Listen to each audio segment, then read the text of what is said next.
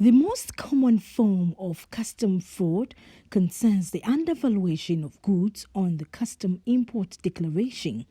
This is because it enables an importer or clearing agent or freight forwarder to reduce the actual cost to be paid to the customs authority.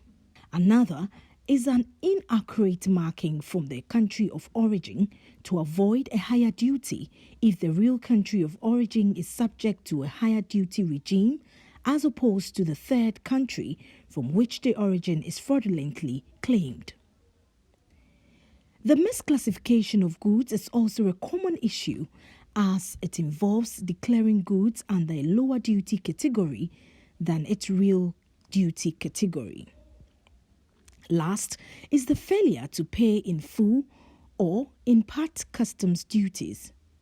Although regular importers and large firms are unlikely to default on their obligation, there is a risk that this can happen for irregular importers or when a product dumping fine has been imposed afterwards. This investigative video is a real example of custom fraud through product misclassification by an international cylinder manufacturing company in Ghana called SIGMA Cylinder Company Limited, located in industrial area, Accra.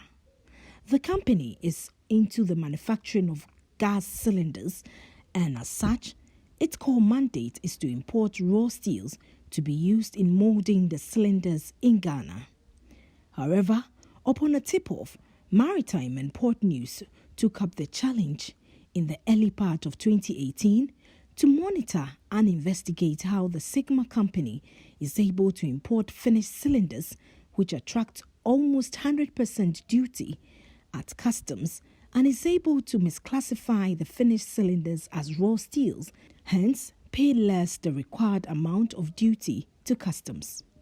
So, in the last part of November 2018, Maritime and Port News intel prompted us from the port of origin that the same SIGMA Company Limited has shipped in 5 large sizes of a 40-footer containers filled with a finished cylinder, or ready-made cylinders, and it is to arrive at TEMA port in Ghana.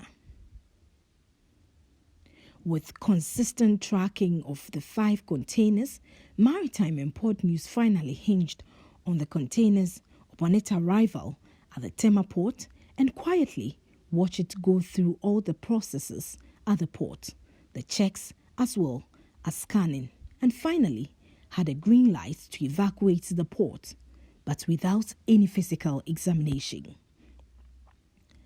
This means that Customs did not break the seal of the containers to ascertain whether or not the items on the importer's CCVR, that's the Custom Classification and Valuation Report, was exactly the product in the container.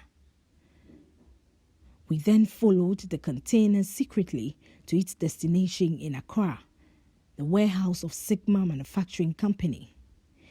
It was there that we realized that indeed the importer and clearing agent did a misclassification of the content of the container as though it was a molded steel raw material for cylinder manufacturing in Ghana, and as such paid less duty for the 5 containers. From a safe and secure distance, Maritime and Port News watched them offloading the container filled with already made cylinders. This confirmation enabled us to call on the Assistant Commissioner of Customs, TEMA branch, who directed his team, together with the National Security, to come to the scene.